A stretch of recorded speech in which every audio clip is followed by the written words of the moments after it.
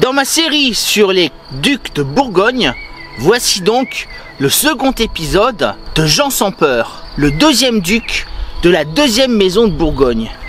Alors moi, ce qui m'intéresse, c'est de savoir si vraiment Jean sans peur est l'être perfide, assassin et retors tel que l'on décrit des générations d'historiens. Et pour comprendre, quoi de mieux que d'aller voir sa formation politique et notamment ses années de jeune homme.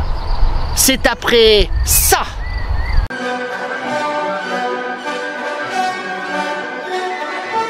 Salutations compagnons et compagnonnettes, je suis Baillant AUFR, forgeron médiéviste, historien à 16 heures ou le contraire. Pensez à vous abonner, à liker et à commenter. Alors une fois de plus, je vous convie à l'histoire des ducs de Bourgogne, les hommes qui ont su rêver leur vie et vivre leurs rêves. Alors nous avions quitté Jean Monseigneur, donc le jeune Jean sans peur, à l'âge de 12-13 ans, où il avait appris la musique, la littérature, la rhétorique, les principes de la politique, grâce à des ouvrages tels que celui de Gilles de Rome, que celui-ci a écrit pour le roi Philippe le Bel, j'ai nommé le De Regimine Principum. Il a également appris la musique, le flamand plutôt mal, ce sera une de ses grandes faiblesses. Évidemment l'équitation, la chasse, parce que peut faire un noble sans maîtriser l'art de la cavalerie?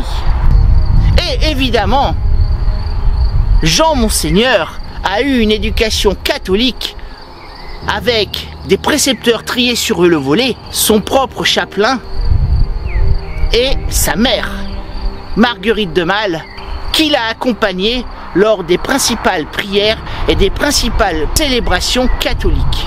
Alors comment cet homme, né de parents pas vraiment répressifs et pas vraiment considérés comme des tyrans au Moyen-Âge, a-t-il pu devenir un semeur de troubles dans la guerre civile entre Bourguignon et Armagnac et l'assassin de son lointain cousin, j'ai nommé Louis d'Orléans, frère de Charles VI, roi de France? Mais d'abord, un détail important, la fratrie. Comme on le sait, Jean est né le 28 mai 1371 à Dijon et il va avoir 9 frères et sœurs. Et là, c'est très intéressant parce que vous allez avoir un exemple de la mortalité infantile au Moyen-Âge. Et ceci dans l'une des plus puissantes familles de l'Europe nobiliaire, les Bourguignons, les ducs de Bourgogne. Après Jean est né Charles en avril 1373. Il mourra néanmoins peu de temps après, en 1374. Ensuite, il y a Marguerite, née en octobre 1374. Marguerite sera la plus proche sœur de Jean. Elle sera sa compagne de jeu et d'études. Marguerite, tout comme Jean, va avoir le privilège d'épouser un personnage important de la maison de Bavière, la famille des Wittelsbach. Ensuite, il y eut Louis, qui est né en juillet 1377 et mourut en janvier 1378. Ensuite, Catherine, qui va devenir duchesse d'Autriche. Et puis Bonne, qui mourra dans une quinzaine d'années. Antoine, Marie, qui deviendra duchesse de Savoie. Philippe, qui deviendra comte de Nevers et de Rethel. Et enfin Charles, né en 1391 et qui mourra peu de temps avant. Alors donc, Jean a eu 9 frères et sœurs. À compter que sur tous ses enfants, 3 garçons sont morts prématurément. Tandis que les filles, elles, ont quasiment toutes survécu. Sauf Bonne qui est morte peu avant ses 20 ans. Il faut aussi se rendre compte que Marguerite de Malle, la mère de Jean, a eu 10 enfants en moins de 20 ans. Dans les conditions sanitaires et hygiéniques de cette presque fin du Moyen-Âge.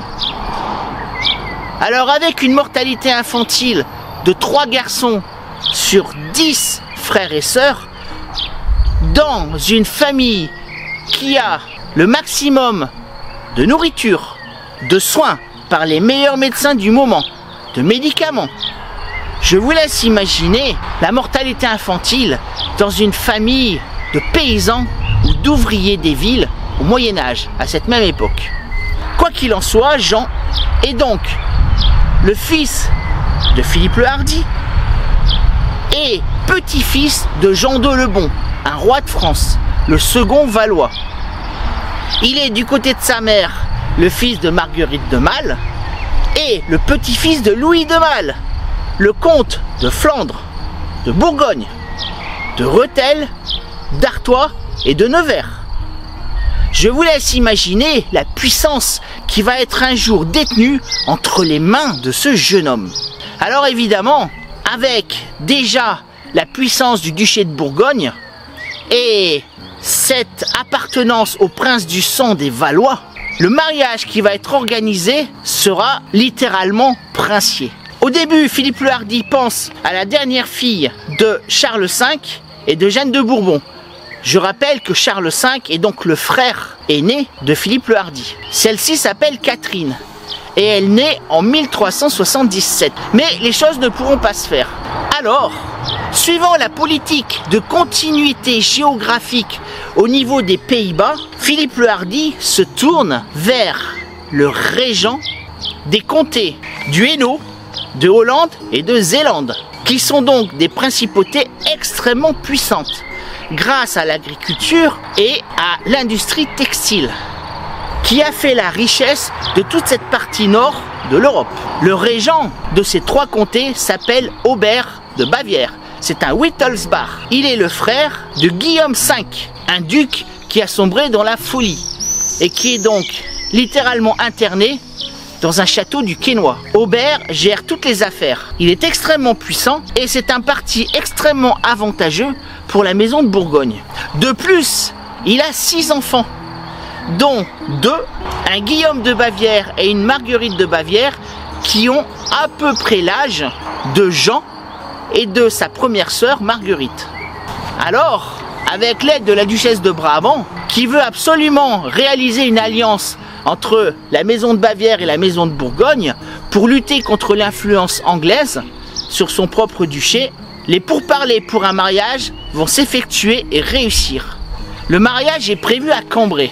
Il faut savoir que si le mariage de Jean de Bourgogne avec Marguerite de Bavière et le mariage de Marguerite de Bourgogne avec Guillaume de Bavière, j'espère que tout le monde a suivi, se fait à Cambrai, c'est parce que Cambrai est une ville qui appartient au Saint-Empire romain germanique et qu'elle est proche à la fois du comté d'Artois, du royaume de France, du comté de Flandre et du Brabant et du comté de Hainaut. Globalement, c'est une ville qui se situe à la frontière entre la France et le Saint-Empire romain germanique. Donc c'est un lieu parfait pour réaliser l'union entre une grande famille du royaume de France, les Bourgognes, et une famille du Saint-Empire romain germanique, les Bavières. Alors quand on pense à Cambrai, on pense tout de suite à Ragnacaire, le cousin de Clovis, roi des Francaliens de la ville, qui a été assassiné d'un coup de hache par ce facétieux Clovis, qui a mis la main ainsi sur son royaume. On pense aussi à la grande bataille de Chars de 1917, qui a vu ces monstres métalliques jetés dans la mêlée en grand nombre pour la première fois. Cambrai, c'est aussi une ville qui est tenue par son évêque et qui est également le comte du Cambrésis, évêque qui rend hommage au Saint-Empire romain germanique.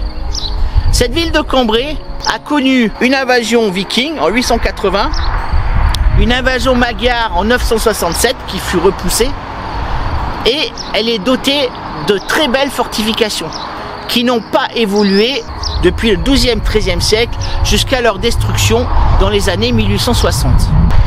Cambrai est à l'époque du mariage une ville extrêmement florissante avec un grand pouvoir économique dû à son agriculture, à ses terres fertiles et évidemment à l'industrie textile qui a fait le pouvoir et la réussite de tous ces territoires du Hainaut, de la Flandre, de la Zélande.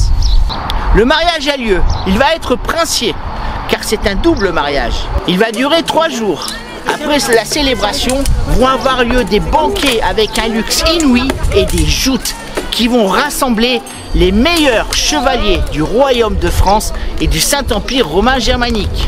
Le neveu de Philippe le Hardi, Charles VI lui-même, nouvellement roi de France depuis 1380, va venir pour jouter. Car il faut bien savoir que Charles VI, avant ses malencontreuses crises de folie, j'en ai déjà parlé par ici, sera un candidat éperdu de joute et de tournoiement, comme on dit à l'époque. Il va même se jouer ce qu'on appelle un béour, c'est-à-dire une attaque factice entre des chevaliers à l'extérieur de Cambrai et d'autres chevaliers qui vont défendre la ville. Quoi qu'il en soit, le luxe va être démesuré et les noces extrêmement réussies. C'est l'un des événements les plus importants de l'histoire de la ville de Cambrai. À noter que Jean Monseigneur s'est donc marié à l'âge de 14 ans. À une époque où les hommes meurent avant 50 ans, ceci peut expliquer cela. C'est aussi à partir de cet âge que ses parents, que le duc Philippe le Hardi a décidé de lui donner un rôle politique, un rôle de représentation plus exactement. Il va d'abord devenir comte de Nevers, mais toujours épaulé par un gouverneur, car Philippe ne veut pas se défaire de ses attributions sur la moindre parcelle de ses territoires. Néanmoins, Jean commence ainsi son apprentissage politique. Il va effectuer des voyages entre 1385 et 1386 dans tous les territoires du comté de Flandre. Il va visiter et se faire présenter les bourgeois et les députés des villes de Bruges, d'Ypres, de Gand. C'est d'ailleurs avec ces mêmes personnages et dans ces villes que son père va lui donner une mission extrêmement importante. Nous sommes en 1394 et Philippe le Hardi a décidé de rejoindre et de financer une croisade contre les Turcs à Nicopolis, en Hongrie. Il charge donc son fils Jean d'aller chercher 100 000 nobles, le noble étant une unité monétaire médiévale, en Flandre. Alors, il va se jouer un jeu de diviser pour régner, de marchandage, de tapissier, pour qu'enfin, sur les 100 000 nobles, Jean réussisse à obtenir par intelligence, par amabilité, mais également par persuasion, la somme de plus de 65 000 nobles. L'île et Douai, eux, donneront facilement 8 000 nobles. Quoi qu'il en soit, Jean a quasiment réussi sa mission, car le duc de Bourgogne n'espérait pas que ces provinces de Flandre donnent une telle somme d'argent. Alors évidemment, l'argent c'est le nerf de la guerre. Une fois que l'argent est là, on peut construire de l'armement, on peut louer des troupes, on peut payer des soldats. Et ce sera pour le prochain épisode, la croisade de Nicopolis. Alors n'oubliez pas de vous abonner si ce n'est pas encore fait, partagez, commentez et likez. Je vous en remercie, portez-vous bien et à bientôt pour une prochaine vidéo. Et comme vous le savez, l'histoire, c'est toi qui l'as fait.